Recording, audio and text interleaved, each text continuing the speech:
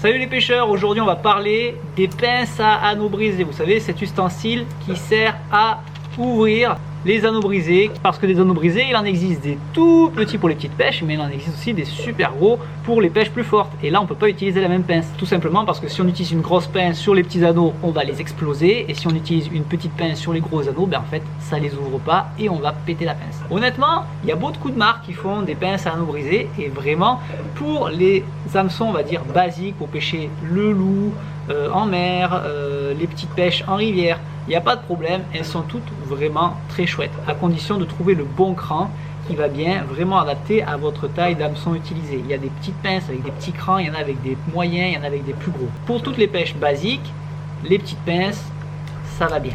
Mais là où on en vient, c'est que pour faire de la pêche avec des gros leurres, pour des gros poissons qui nécessitent des gros hameçons et des gros anneaux brisés, si vous utilisez la petite pince, vous allez tout simplement bousiller la petite dent qu'il y a dessus. Et là, votre belle petite pince à anneaux brisés, vous l'avez flinguée. Alors que si vous avez une pince vraiment avec la dent crantée renforcée, non seulement vous n'allez pas abîmer les anneaux, vous allez les ouvrir à la perfection parce que la petite pince elle va avoir du mal à ouvrir les gros anneaux brisés et surtout la pince en elle-même elle va pas s'abîmer. Donc on va catégoriser, il va y avoir les petites pinces à anneaux brisés pour les anneaux jusqu'à numéro 4, on va dire, ça c'est pour tout ce qui est pêche black bass, sand, perche, loup, petit dentier. Et après il y a la pince anneau renforcé où là clairement c'est pour les anneaux brisés au-delà du numéro 5, vraiment pour les pêches fortes qui ont des gros anneaux brisés que les petites pinces pourront pas ouvrir. Ok, ça fait 2 investissements, mais si vous avez envie de bien travailler toute l'année et d'économiser vos anneaux et de pas les flinguer, et de pas flinguer vos pinces, et ben ouais, il y a un jour vous allez devoir prendre une petite pince pour anneaux brisés et un autre jour une plus grosse si vous avez besoin de travailler des plus gros leurres avec des plus gros anneaux. Au niveau des marques, franchement, il existe beaucoup de pinces de plein de qualités différentes. Chacun y voit midi à sa porte, mais ce qui est sûr, c'est que des pinces pas forcément très chères, pour des petits anneaux, ok, il n'y a pas de problème, mais pour des gros anneaux, elles vont quand même vite s'abîmer et un risque de vite rouiller.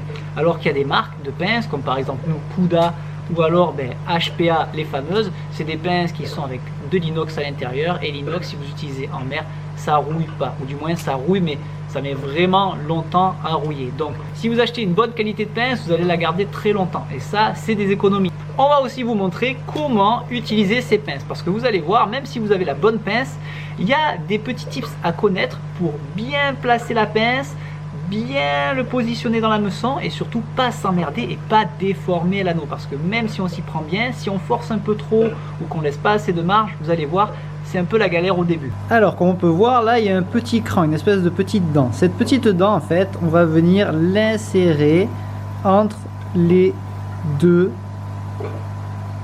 côtés de l'anneau. Ça c'est le début de l'anneau brisé et en fait on va pas venir le mettre trop loin, on va venir le mettre juste avant, vous voyez, hop, vraiment pas loin.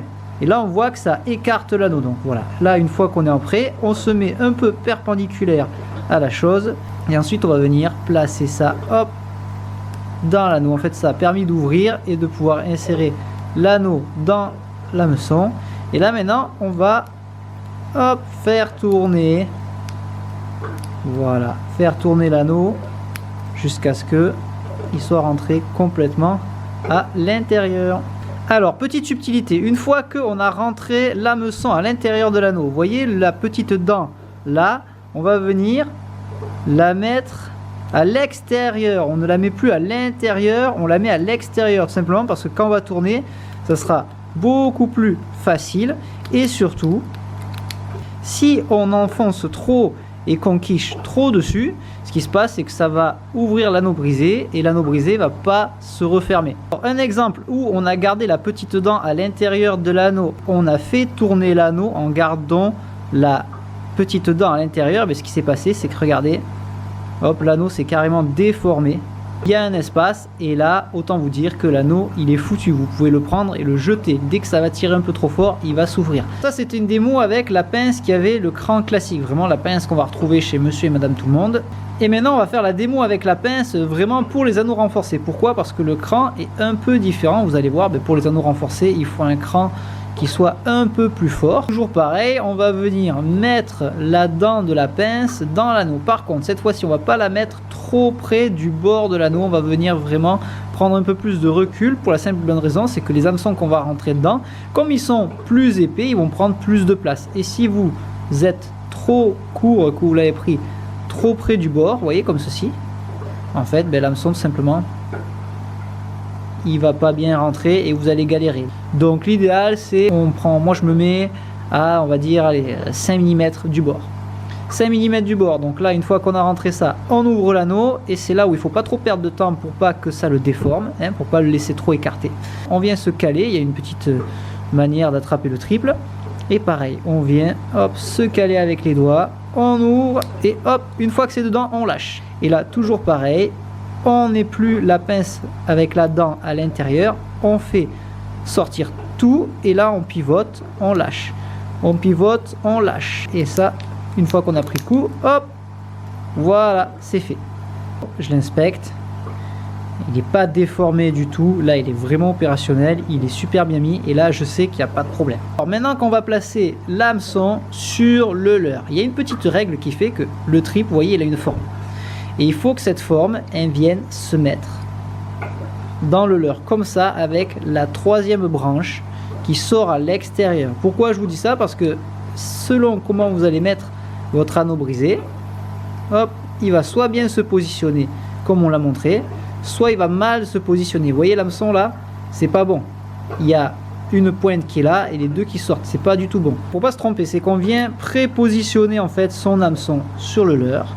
Voilà, on repère bien le sens pour l'anneau brisé. Là, le petit début de l'anneau, on vient le mettre, vous voyez, on vient le placer pas en plein milieu comme ça, on vient le préparer à se mettre sur le leurre. Et là, on ouvre l'anneau brisé. Le leurre reste dans la position à laquelle on savait qu'il allait être efficace avec le bon placement du triple. Et là, hop, on vient, pareil, en parallèle, mettre ça. Et voilà, là, l'hameçon, il est mis de manière optimale. Comme ça, si un poisson qui vient mordre, c'est vraiment la bonne position. Autre exemple sur un hameçon simple, on va reprendre, on vient ouvrir, hop, on l'écarte un peu, hop, il est enclenché, on perd pas de temps, on pince, on tourne, on ouvre. Alors l'idéal c'est de rester à l'intérieur, et une fois qu'on a le coup, vous avez vu, ça se fait en 2 secondes. Et là, l'hameçon, il est nickel, l'anneau brisé est pas écarté, opérationnel, impeccable, montage de leurre réussi.